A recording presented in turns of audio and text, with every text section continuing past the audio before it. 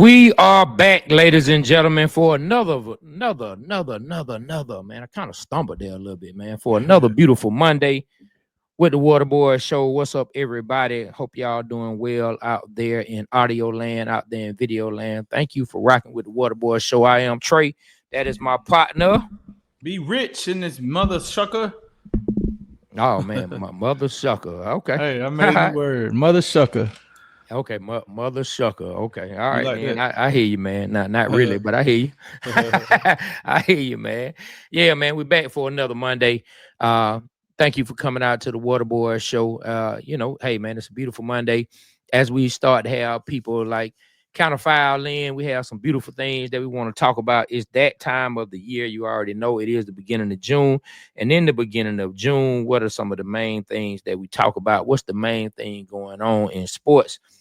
That is number one, man. That is NBA playoffs, man. That is the NBA playoffs. That is the NBA finals going on right now. That's the Indiana Pacers versus the Oklahoma City Thunder, man, which the series is tied up right now, 1-1. The Thunder tied it up last night at home. Yeah. They dropped game one. Yep, they dropped game one to Indiana. We can go back to that because we haven't been on since last Monday. They were gearing up for the finals. And so Indiana walks away with game one. Oklahoma City pretty much dominated. I think it's safe to say they dominated the majority of the game. They definitely didn't give up a lead until 0.3 seconds left. And when Halliburton hit that shot, and after he hit the shot, it was 0.3 seconds left to take the lead. Correction. Halibut, the fish everyone likes. Okay, you trying to make that stick. I do not think that man is going to want to be called halibut. The fish everyone loves. Okay, man. I do not think that man is going to like being called halibut. But that, as B Rich calls him, I'm gonna let him call him halibut. I'm not calling him halibut. I'm gonna get that's old Halliburton, man. That's old halibut, the fish everyone loves. So the man's clutch. Hey, man, he comes down. He hits a shot to finally take the lead. In game one, OKC drops game one at home. Had to be a stunner to OKC because OKC has been pretty dominant in these playoffs. So everyone was looking to see how they were going to get up off the mat in game two. And in game two, which was last night, they had a pretty dominant performance. They finished with the win 123-107. And I'm going to tell you, man, we spoke about OKC's defense, man. Shout out to everybody filing in. Shout out to everybody that I can see on our end filing in. Jason Roberts, what's up? Christy Lewis, what's up? Pamela Johnson, what's up? We see y'all. We appreciate the what's up, fellas from Jason. Good morning, Christy Lewis. Pamela Johnson said good morning, fellas, and everyone in the chat. Happy Monday. But one thing that OKC we've spoken about. We've spoken about their defense. I think everybody watching OKC has spoke about the way they play good team defense, the way they seem to come up with good defensive schemes. Now, we'll see how the rest of the series plays out. And, yes, as you call him, Halliburton, you like to call him Halibut. He hits the game-winning shot.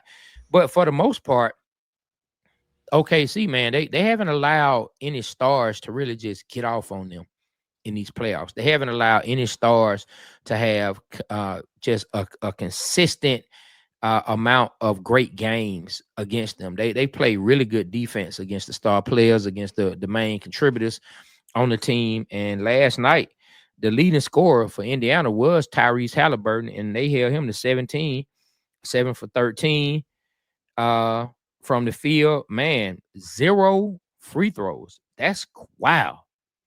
That man shot 0 free throws last night as he was the leading scorer for the Indiana Pacers. That is wild, man. But they did a pretty good job on him in game two. And so they go now to Indiana, tied up 1-1. They say it's not a series until a team drops a game at home. OKC already dropped one at home. So let's see how it goes once they get to Indiana. In these playoffs so far, Indiana has played better on the road than they played at home, even though they were solid against the Knicks at home. Let's see how it pans out, man. What are your takes on game one and then game two between the Indiana Pacers and the Oklahoma City Thunder? Well, overall, OKC has dominated Indiana. Game one, they dominated them. Somehow they let them come back in at the last minute and steal that game. So Indiana should be thankful that they stole a game from OKC at home. Last night it showed dominance, pure dominance, defense. You can see why OKC is one of the top defensive teams of the league. And they had a very balanced attack, man. Like, geez, I know SGA is the star, but they got some players on OKC and they're young.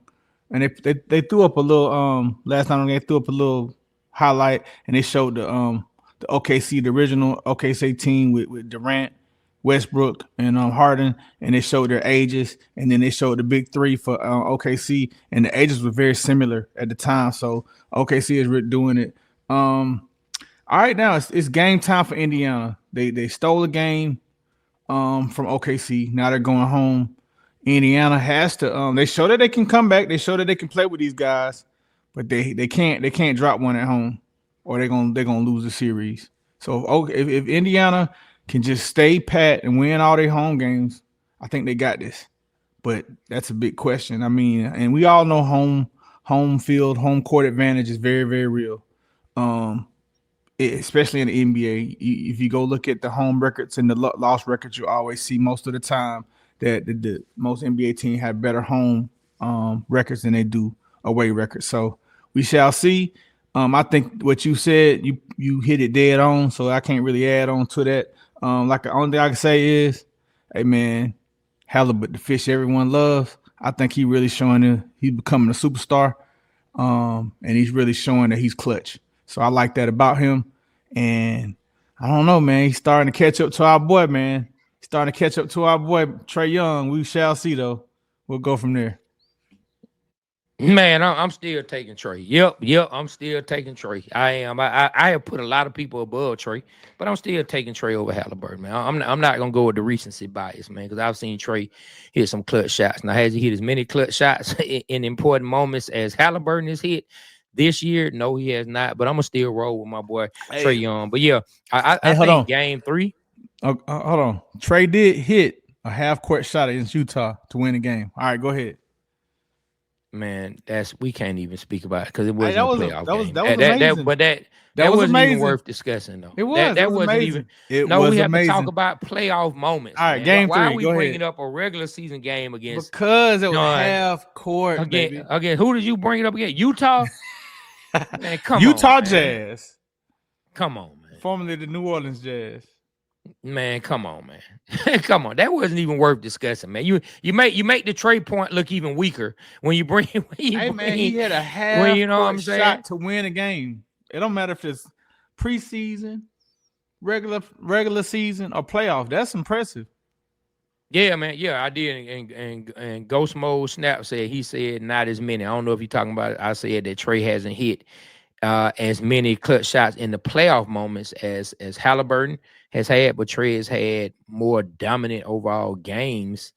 No, because Halliburton been in the playoffs more than Trae, so I can't even say that because they've been in the playoffs.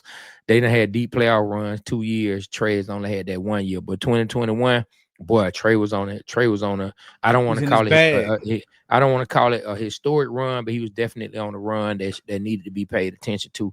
I'm still taking Trae Young. That's just me. You know, we can get into the numbers and all that. It's just my personal preference. I'm rolling with Atlanta. Yes, I'm being a bit of a homer when it comes to Trae Young and Halliburton. There's no discussion when it comes to him and SGA. But moving to game 3, I think Oklahoma City gets it done. I think they get it done. I think they get it done on Wednesday, man. You think they're gonna do it? I think Oklahoma City wins game 3. I think it's going to be a lot of emotion. I think they take the series back game 3. Now I don't see Indiana beating them 2 games in a row. You know what I'm saying? So if they don't win game 3, I see them winning game 4. And this is not the format where it was 2-3-2. It's 2-2-1-1-1 for the 7 games. And so Oklahoma City, all they have to do is win one of the games in Indiana and they regain home court advantage. My son, which is I give my son credit, my 13-year-old man, he comes up with some good predictions here and there. He thinks it's gonna go 7 games. He thinks Indiana will win it in 7 games because he loves Halliburton at this point.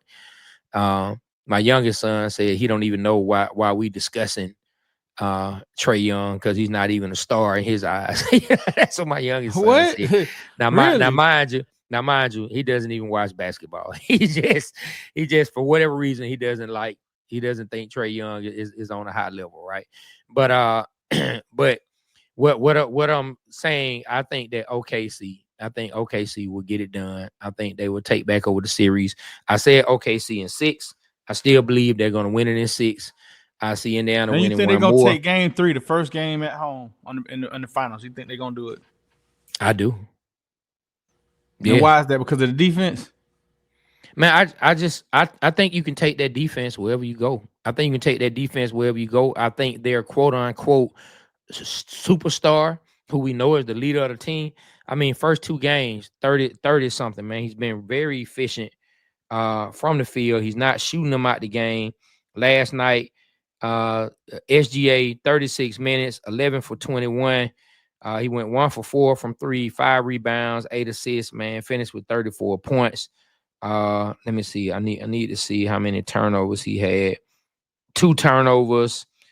I mean, he was a +5 when he was on the court. I mean, he went 50% from the field. The 3-point is really what took him out. They dropped his shooting percentage. Shooting 21 times. I would like to see it down a little more. I really wish we didn't have to see him shoot that many times. Let me see what he did. His effectiveness in game 1. Now that it way too many times. 40 minutes in game 1. He shot the ball 14 for 30, which he's right under 50% in that. But that's too many shots for SGA. If they have to get that from him, then we'll take it. I think they thrive on spreading the ball around like most teams. I really don't want to see SGA having to shoot the ball 30 times. He finished with 38 points in that particular game. I think he's gonna show up, and I don't think we've seen the best from all the supporting players. Now, Alex Caruso, boy, I'm talking about the balding Caucasian, boy. He really showed up. Man, he really showed up last night. He really showed up. Shout out to him, man, because he really showed up last night. He put in 21 points. Man, that's pretty good, man. I know Alex Caruso is happy to be out of Chicago, happy to be with the OKC, Oklahoma City Thunder, having an opportunity to play for a championship. Mr. Headband himself. Whenever he has a good game, boy, we should.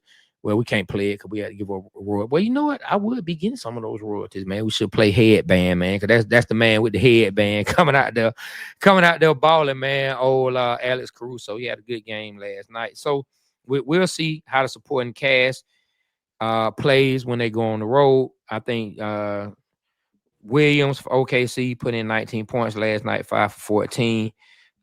Lou Dort, you didn't really get any offensive output from him, even though he's a defensive specialist. Chet Holmgren has yet to have a really big game, but I don't that guy think right there, I really like him, Trey. Oh, Lou Dort? Chet.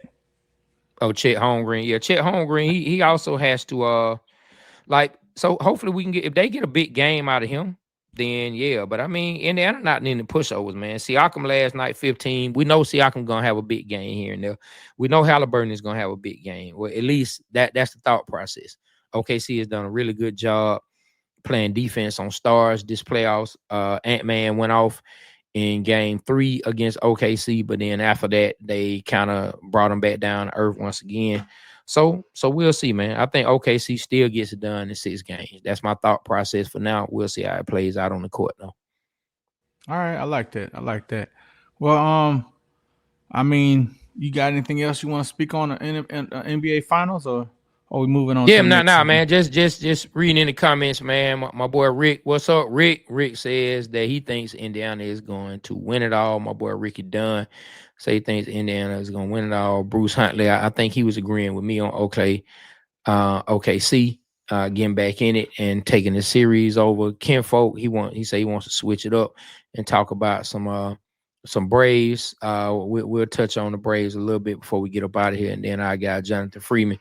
He says he thinks waiting for game 3 to Wednesday hurts the Pacers. And then Jordan got topics. He just said, yo, Jordan.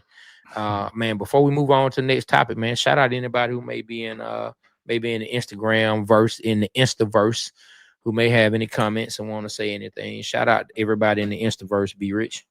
Yeah, there's no comments at the time. We just got a couple people in here, so if I see something, I'll definitely shout it out. All right, then. Well, look, we're gonna move on. We're gonna move on. Yeah, and Bruce Huntley, man, he confirmed what I said. We're gonna move on to bird chatter and talk about those blood pressure birds. Hey, Trey, man. Who we rocking with, man? You got to be on cue, man. Oh, you know what? It's a delay because we're not together. That's what it is. So you got what I'm hearing is it's a delay. So I'm hearing you delay. That's why it's not on cue. But hey, who everybody rocking with, Trey? What's the number one? Who the number one stunner right now, man? Oh man, of course, man. You're rocking with the Waterboyz Show, Atlanta's number one sports podcast, and we truly appreciate you guys for rocking with the Waterboyz Show, Atlanta's number one sports podcast, number one out there, man. The blood pressure birds. But let's get to some of this bird chatter. So today, June 9th, is the first day of mandatory minicamp. All of our Falcons should be in attendance. All the rookies, all the vets. Kirk Cousins, it's going to be interesting. Like, one of the things about mandatory, the word mandatory. He's going to be there. He's supposed to be there. It's going to be good to see about Kirk Cousins. We got to see about Kyle Pitts. They say Kyle Pitts is dealing with a bit of an injury. We've had some people call Cap and say that these are some of the things that gets done when they get ready to trade you. So some of the stories coming out of minicamp, those are some of the stories that's coming out first before everybody even hits the field. Will Kirk Cousins be there? That's one of the questions. Will Kyle Pitts be there? That's another question. How will Michael Penix look? How has he looked so far? How will he continue to look? How his leadership continue to look?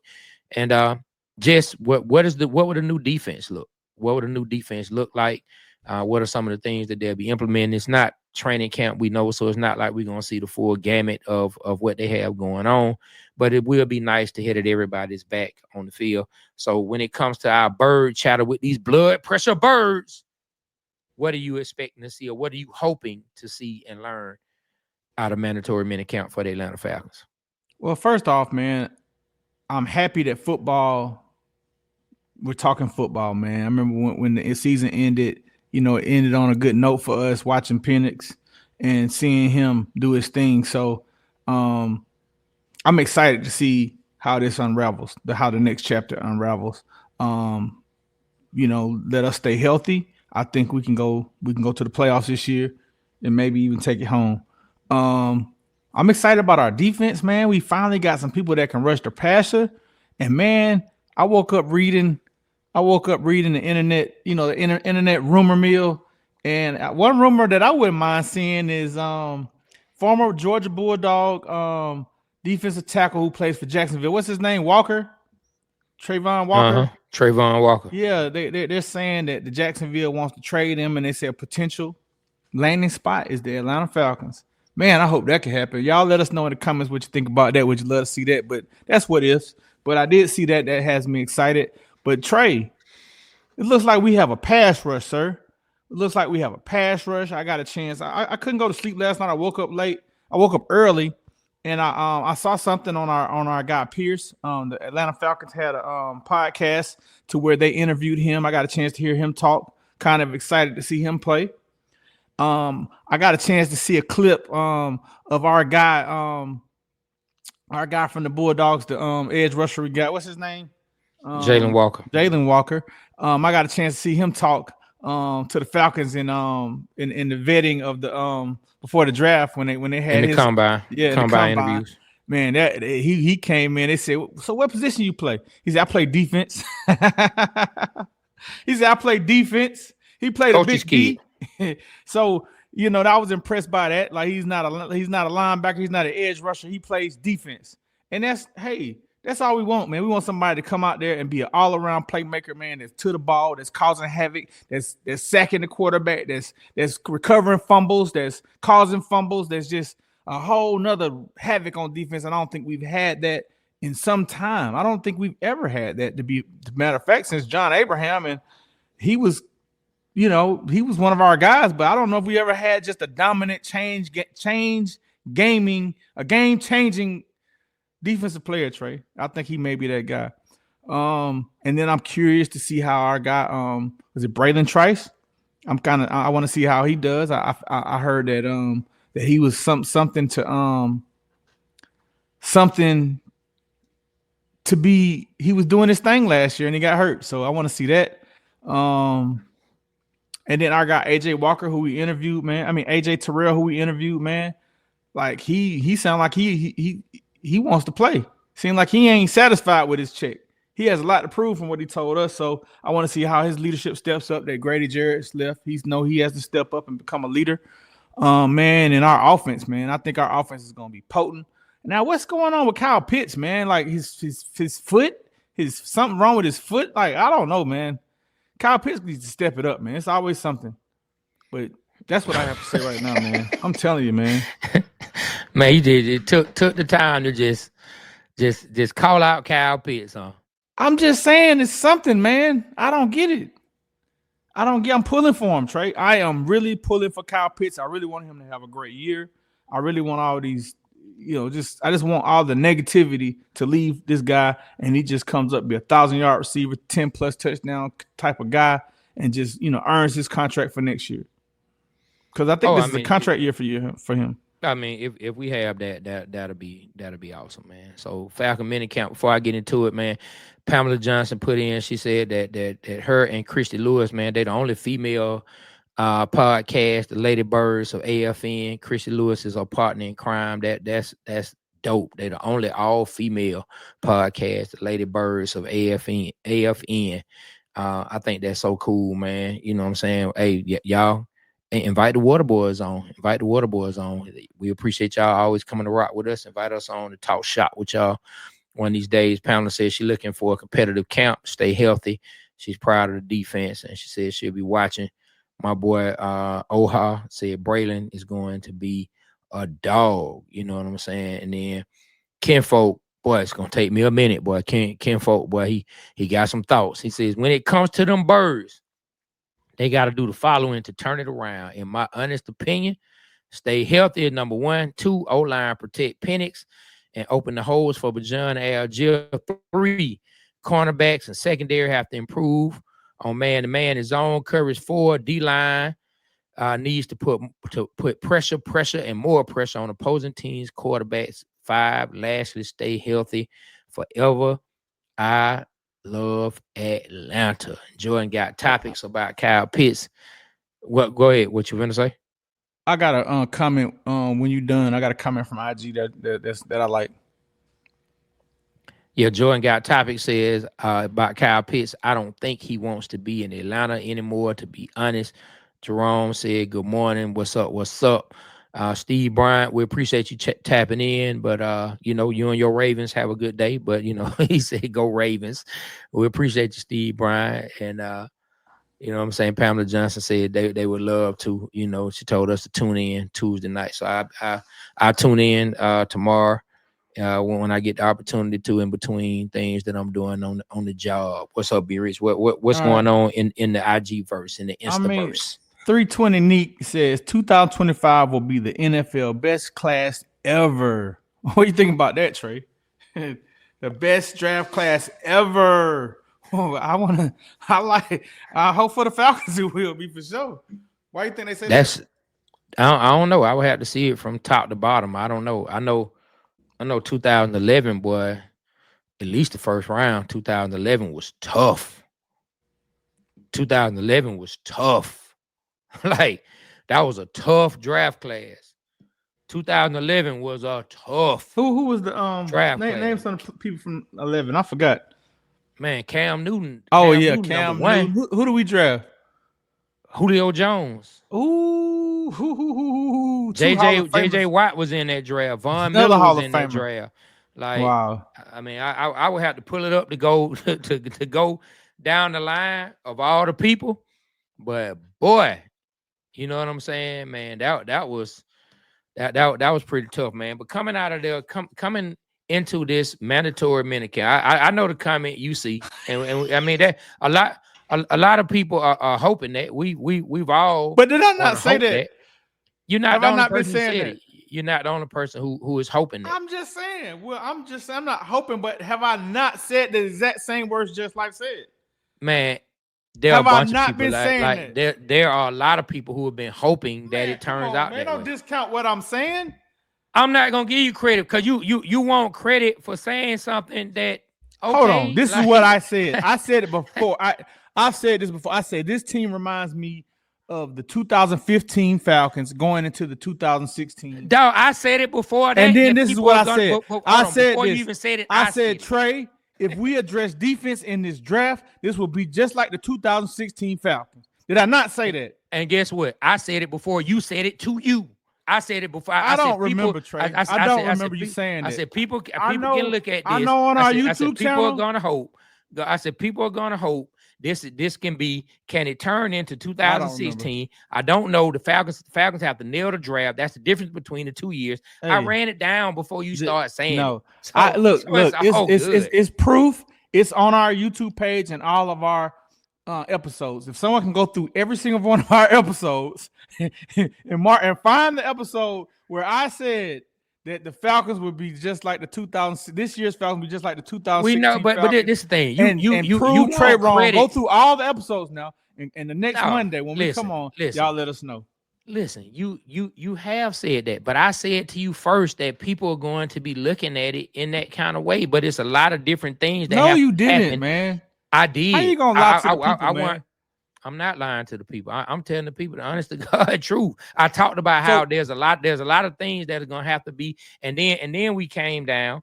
Then we came down and we did hit it. Jerome Jenkins, listen. We feel like we may have hit it in the draft. You know what I'm saying? We feel like we may have hit it in the draft. But we got to see how these players turn out. If it turns out to be, as good a draft as we hope, then it can happen. I'm not mad at that. I hope it does, just with a different outcome. You know what I'm saying? And you did. You brought it up to West Durham. You and West Durham talked about it. Y'all can go look. Y'all go look at that episode. B Rich does bring it up to West Durham, and him and West Durham talk about it. Yeah, I appreciate you, Jerome. See, me and Jerome, we people. So he's gonna take my side, whether he knows if I said it or not. You know what I'm saying? Jerome, you ain't ish, bro. Well, all I'm saying is, listen, I didn't proclaim that it would happen. I just said it's going to be people saying there's going to be some similarities in it. But you go ahead, you take credit for it.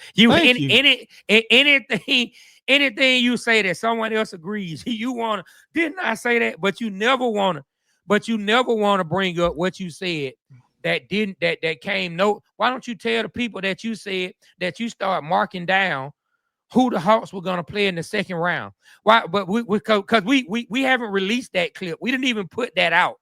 Well, I don't know what you're talking about. Okay, exactly. I said the Hawks will do good in the play-in, and hopefully they can make it to the second round. No. You started saying who the Hawks were going to play in the second round. I don't know what you're talking about. Exactly. I don't recall. You don't even want to talk about that. You don't even want to talk about that. I don't even want to talk about that. All right, let's talk about the Falcons start of mandatory OTAs, man. Yeah, but anyway, Mr. Hawks going to the second round. I think I did hear one of them was at the game watching. But anyway, you know what I'm saying? Like coming into this mandatory mini count, some of the things that I saw coming out of OTAs that I thought was cool. I saw an interview with AJ Terrell. Shout out to our boy AJ Terrell, man. Real stand-up dude. We appreciate him coming on the Waterboyz Show and rocking with us. One of the things I saw is that James Pierce Jr. is AJ's locker mate. So AJ has kind of been tasked with being his kind of like mentor, being the vet that they've kind of paired James Pierce Jr. up with. They said people in the building, AJ was saying how some people say there's some similarities between the two, maybe them both being laid back, because we hear James Pierce talk. He's a very laid back individual. We met AJ. AJ is a very laid back individual, but I thought that was interesting that's who they gave Pierce as a locker mate. And I think it's a good person. I think that's a person who he spoke genuinely, emotionally, and from the heart about Grady Jarrett. AJ Terrell is who I'm speaking about the role Grady Jarrett played in his life with the Falcons, the leadership role he played with the team, what he meant to the team. And I think AJ is a person who will be willing and open to taking the challenge, stepping up and being a leader for somebody. So hopefully James Pierce, with all the fake negativity that was thrown around his name during the draft, he's with someone who comes across to us as a very positive person with similar personalities when it comes to just being laid back. I think it'll be really good for him. As far as everyone else, I'm looking forward to see, what are some of the stories that's going to come out of mandatory minute camp. One of the things that I read that came out of OTAs was Coach Raheem Morris talking about Michael Penix and him trying to come into his own as a leader. Michael Penix not really being a guy who talks a lot. He's not a rah-rah guy. He's not a guy who does a lot of talking. He does more of his talking on the field. As a quarterback, you need your quarterback to at least most people say they want their quarterback to be a very, very vocal person. I don't think Michael Penix has had some of the success that he had being up there in Washington and in these 3 games without being a leader. His leadership style may just be a little different. But let's just hope he continues to come into his own and continues to grow. I think Kirk will help him. They kind of brought up Kirk. TJ Yates brought up Kirk, saying that how Kirk is a more vocal leader than Michael Penix, but he thinks Michael Penix will develop and is developing into a really good leader. I think he's one of those, let me just build these relationships. Let me build trust in my team by my play. Let me show them they can trust me and that they can put everything on my back. And we can take this to where it needs to go in moments when I need to carry my end for the team. So those are some of the stories that I'm looking at coming out, looking at the health with Braylon Trice. I don't think we're going to really hear much about Braylon Trice probably until training camp. Now, he did get hurt in preseason, so he should be with the knee injury. Hopefully he's healthier now and we can hear a couple of things, but I think they're going to be patient with him and going to be a little cautious with him. We probably won't hear much about him until training camp. But I'm excited, man. Yeah, I'm excited. Yeah, because football is around the corner. I can almost smell the grass. I can almost taste the nasty $2 hot dogs they sell in the bins. I can almost smell the stench coming out Saints fans when they come in the stadium. Football is almost back, and I am happy those blood pressure birds are on their way back. And woo, baby, it's feeling good. Mandatory. No, it's feeling good. It's feeling real good. Somebody asked, why did it remind me of the 2015 Falcons? Because we started off well, like the 2000 Falcons did, and then we kind of ended it not making the playoffs same way. And then coming into 2016, I think this is the second year of us being in the offense from our offensive coordinator, and I think that I think they were top 10 or top 11 last year, which is, I was amazed because I was upset a lot of times with Zach, but Zach did a great job looking at the overall scheme of things, and I think we addressed our defensive concerns. I think our defensive backfield will look way better by us getting to the quarterback, and I think we should go far in the playoffs. That's what I'm expecting. Now I know one thing for sure is we gave up a first round pick for next year, and Terry Fontenot's on the hot seat. Terry Fontenot has to win. If I was him, I wouldn't trade Kirk Cousins. I want to keep insurance policy after insurance policy on this team. We got to make the playoffs. You know what I mean? We can't make that pick be a top 10 pick at all. Man, let me go to the comments and some of the things that people are tapping in. And once again, we appreciate y'all rocking with the Waterboyz Show, Atlanta's #1 sports podcast. We appreciate y'all rocking with the Waterboyz Show, Atlanta's #1 sports podcast. So Blake Denny Barnhill, what's up, Blake? He said, have y'all ever discussed how the NFL is rigged? Me personally, I've never had those discussions, and to be honest, I don't really get into if the NFL or NBA is rigged, especially since us doing what we do now, being blessed to speak to these athletes. Man, you can hear the heart and the soul and the effort and all the dreams and hopes and the effort and just their entire lives that they put into trying to win the Super Bowl. And you can hear the hurt coming off those guys. If it is rigged, it didn't get to all the players, because when Abraham said he was doing treatment until they burned the skin off of his ankle, he was trying to get on the field so bad. When you hear Julio Jones talk about he was trying to get on the field and the training staff burned the back of his leg when his hamstring was messed up. because he was trying to get back on the field. When you hear William Moore talk about he still hasn't watched that NFC Championship game in 2012 again, that he just was so hurt that he just don't know what happens. These players don't, well, at least all of them don't go into it. If it is rigged, at least they don't know it. And so what stops or helps a certain player make plays, I don't know. I don't really subscribe to that. If I really did believe, and I'm not saying you don't have the right to believe what you believe, that's on you. Me personally, I wouldn't even watch it, and I wouldn't discuss it if I really thought that was the case. So now we haven't discussed it on this show. I don't think I can't speak for Be Rich because he is his own man.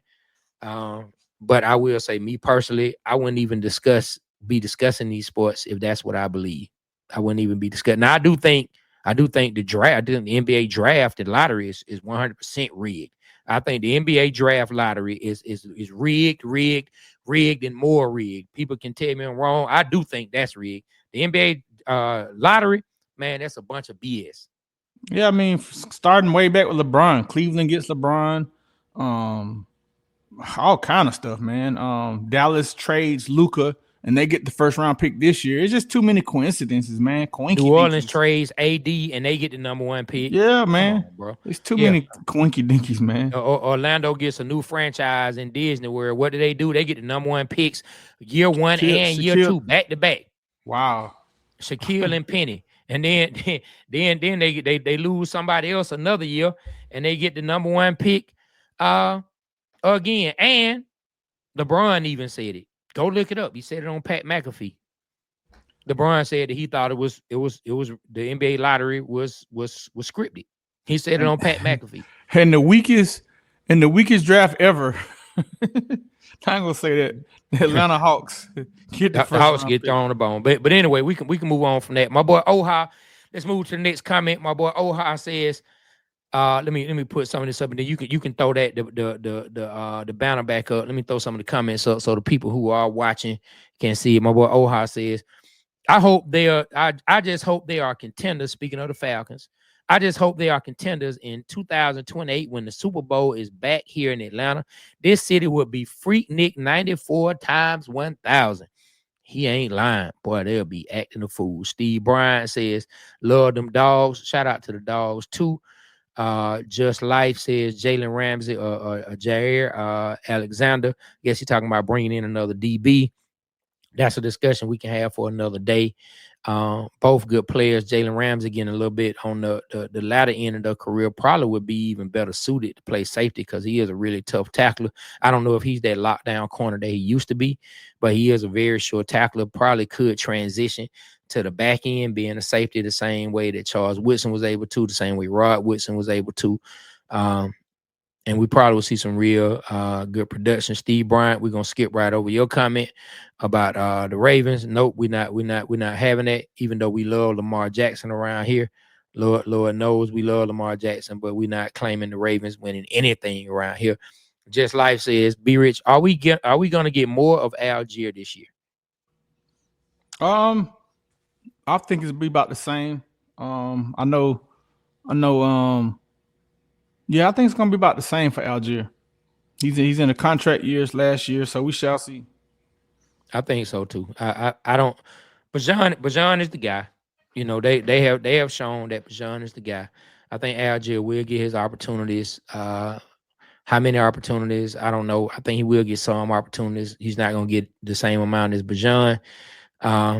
But let's just hope he maximizes it because I'm an Algier fan. You're talking about Turner the Burner 2.0 in my mind. Mm-hmm. I don't think he has the top end. He doesn't have the top end speed that Michael Turner had when he first got here. But I like that. Jordan Got Topic says almost that time again. Jerome Jenkins, our guy says I haven't been this excited about our Falcons in years. And Pamela Johnson and Be Rich, I see you already dropped in the chat. She said, can you drop the link where we can order your merchandise? She said, I love to order blood pressure bird shirts. Yeah, y'all go look that up for those who listening, for those who just listening and aren't watching, for those who catch this on audio, go check us out at 285. That's 285, the numbers, 285 clothing.com. 285 clothing.com. Look up the blood pressure birds.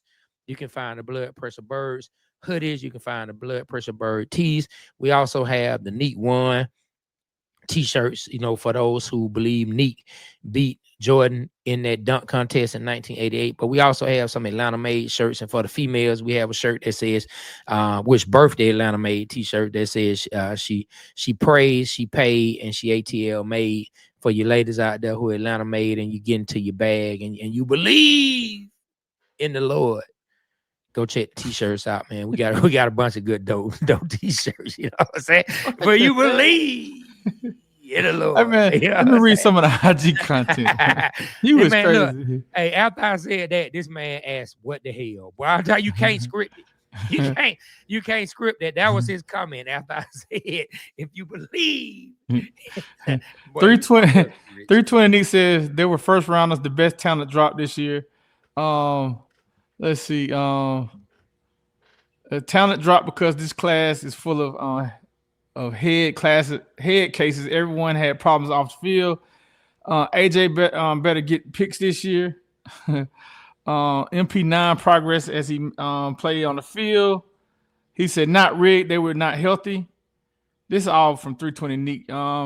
Jonathan Freeman says going to lose Algiers and free agent next year. I was excited about the Birds too until I saw the schedule. All right, well, that's all we're talking about on IG. I mean, man, the schedule has to be the schedule. Everybody's not going to be the same. Some teams that were great last year, 9 times out of 10, a lot of them don't be the same. So we shall see. Now, if you're going by last year's records, yeah, it's tough. But hey, that's why we play the games. Yeah, man. But yeah, man, it's an exciting time of the year. It's almost football time. It's gonna get here before you know it. It's almost football time. It's gonna get here before you know it, and we're excited, man. Yeah, so we look forward to hearing all the news coming out of mandatory minicamp, man. Shout out to the Falcons, man. But right now, man, we want to get to a segment that we haven't done since football season, and it's a little something that I want to talk about, man. The name of this segment, you see it up on the screen for those who are listening. It is called the Buddy of the Week. Woo, it's one of my favorite segments, right? The Buddy of the Week. Now, we from Atlanta, right? So anytime, like the way people talk about people they don't know or they want to describe somebody, it could be a male, it could be a female. Most times it's a male, but in this case that I'm about to go today and speak about, it's a female. But we say buddy. If you don't know somebody, buddy. Somebody do something good on the field, woo, but buddy snap. Buddy snap. If somebody did something foolish, say, man, buddy tripping. So that's where Buddy of the Week comes from. And today, this week's Buddy of the Week goes to none other than, I hope I say her name correctly, it goes to a sore loser in Arena Sabalenka. That's right. Arena Sabalenka lost to Coco Gauff. That's right. She lost one of the major tournaments, one of the Grand Slams to Coco Gauff. Shout out to Coco Gauff, 21 years old, born in the city of Atlanta, went down, lost the first match, took the next 2 sets. Lost the first set, came back, took the next 2 sets, walked away with the win, with the W, and Arena Sabalenka, sore loser. That's what I'm going to start calling her. Sore loser, Sabalenka. What does she get into the interview and says? She says, let me read it verbatim.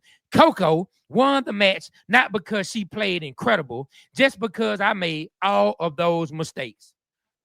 Let me say it again. Coco won the match not because she played incredible, just because I made all of those mistakes. Woman, you better stop.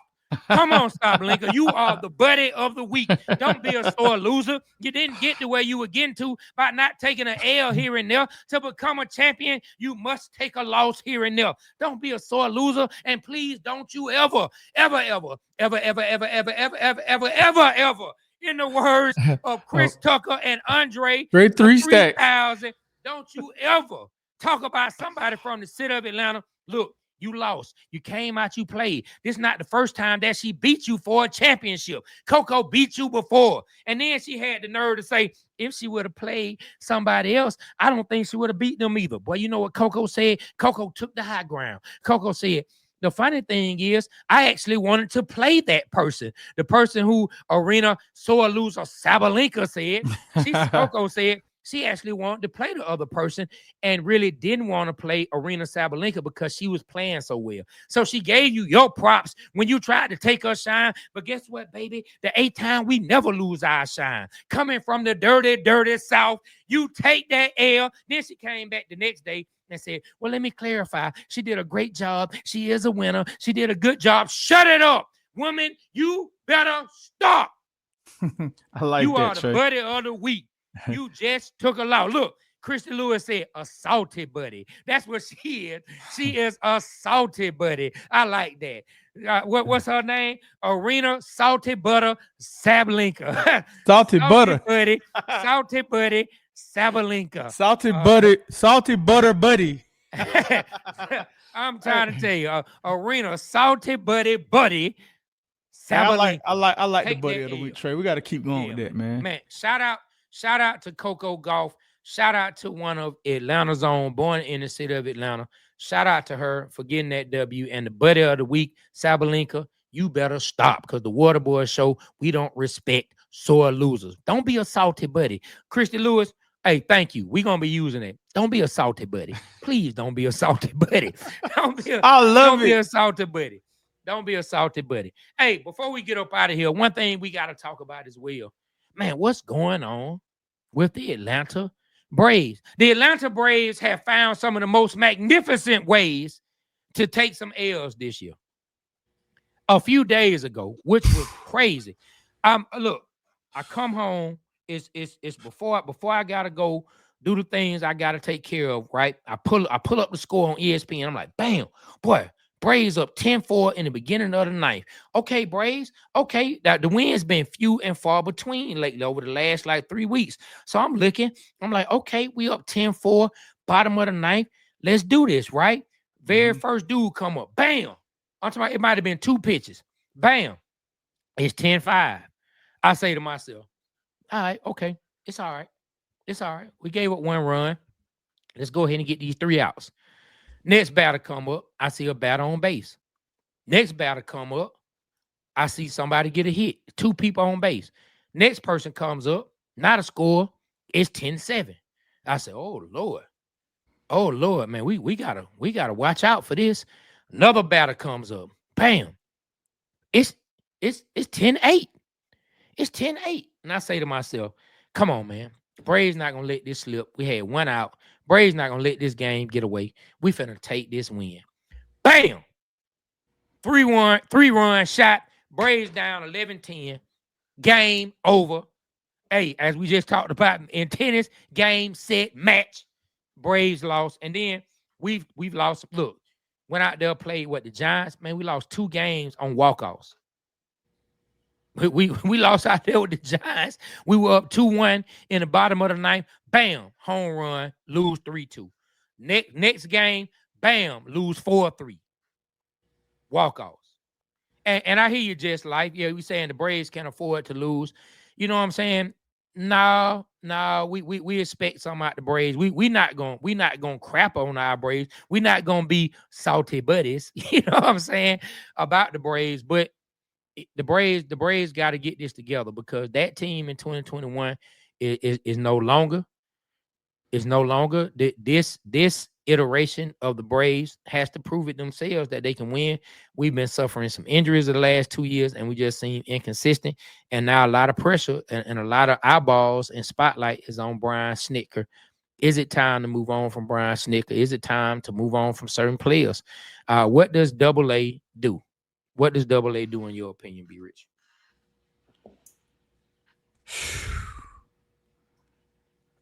I mean, he won a chip for us, so he gets credit for that. Is it time for him to go? I don't know, man, because I'm loyal to people that bring us chips. That 6 run, that's the 6-point lead that as you said, 6-point lead that we gave up.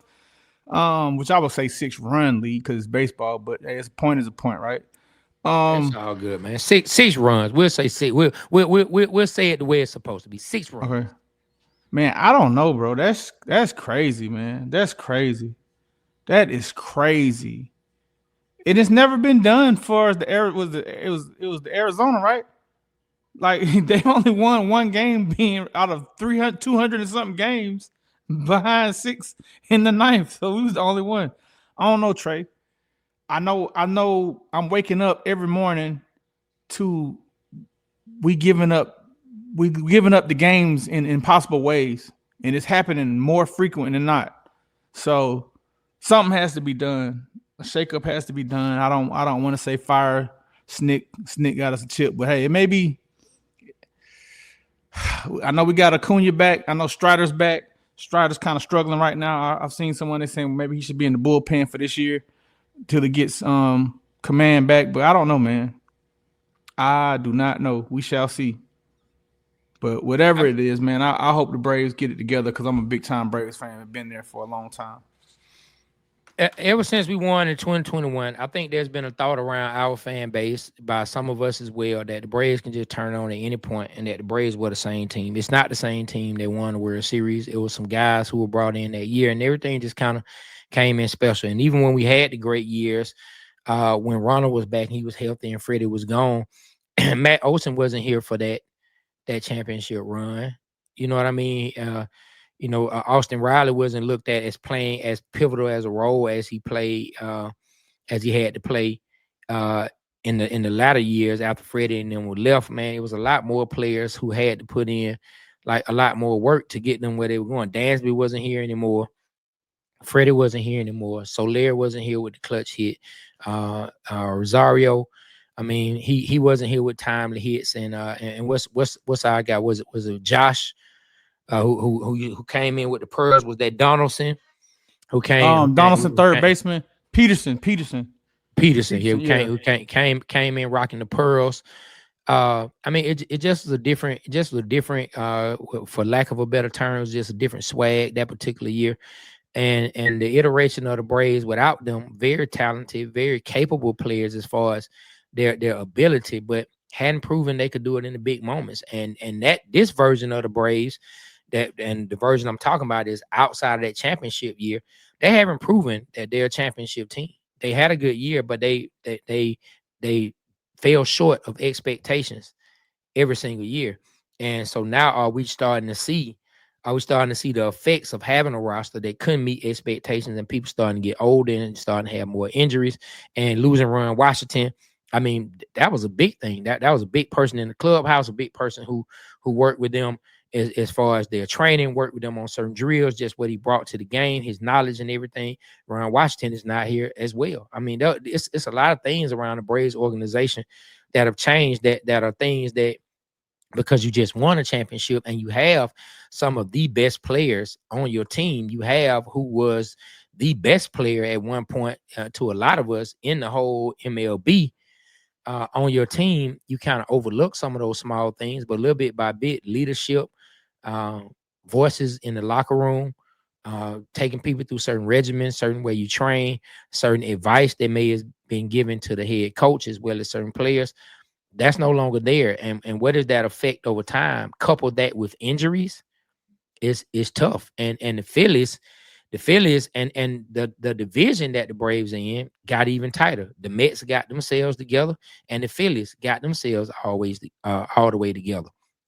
So when you look at that, when you couple all those things along with your division getting even better, it's tough on the Braves right now, and they have to make some moves. Now, I heard over the weekend, John Freaky, Lathonia's on 92.9 the game, talking about that Snick has to figure something out because it's about to affect his legacy, which I disagree wholeheartedly that this losing will not affect Snick's legacy, because no matter what, guess what'll be before his name or right after his name?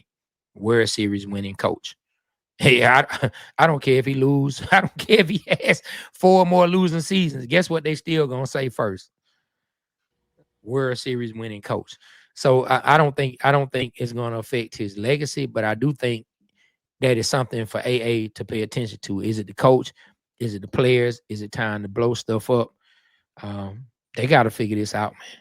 I mean, I know Acuna earlier in the year, you know, the whole thing with the guy not hustling. Maybe he lost the clubhouse with that. You know, I don't know. We shall see. I don't know if it's that serious, but we'll see. Yeah, I doubt it. Whatever we do, one thing for sure, the Braves organization has been first class since 1990. They've changed a lot. I remember they started with Atlanta Fulton County, which changing the grass. They got better turf. Then they changed the food, made it more fan experience, and we've been on point ever since, man. So there's no doubt in my mind the Braves will get it right, whatever we do. Yeah, but man, we appreciate y'all rocking with us. The Waterboyz Show. This is Atlanta's #1 sports podcast. Thank you. This is the place where Trey has to remember they need to be called runs and not points. They need to be called runs. I'm not gonna lie. I thought you was at the game, man, because I was reading our group text, and you was like, man, the Braves just lost a 6-run lead in the. He's like, I think he was watching it live, man, because he was giving us game by game. And he's like, man, the Braves just gave up a big lead in the 9th, and now they lost. I'm like, well, damn, is Trey at the game? I had the game cast on my ESPN app while I was cooking for the fam. You know what I'm saying? Paying attention. And it was just crazy, man. They just dropped it. But anyway, man, listen, y'all go check out. We got some new content that's dropping. New episodes drop every week. Last week we dropped the one with AJ Terrell. This week we got a new episode dropping. It'll either be the State Shapiro episode or the Mike Bell episode. We got some real dope stuff coming up also with the 2 Live Stews. We also have some coming up with the Baller Alert podcast. We got Michael Jenkins coming up.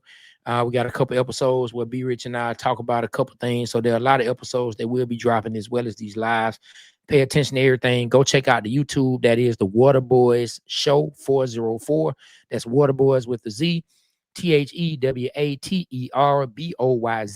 Show 404. Go check our YouTube out. Please like, share, subscribe. Check out all the videos we have, all the great interviews, the dope things we have, a lot of insight from a lot of great players, as well as us talking about the things, the current events. But we appreciate y'all rocking with us once again. Atlanta, always remember the Waterboyz Show represents Atlanta because Atlanta represents us. On behalf of myself, Trey, and my partner, B Rich, the Waterboyz Show, we are out. Y'all be safe out there.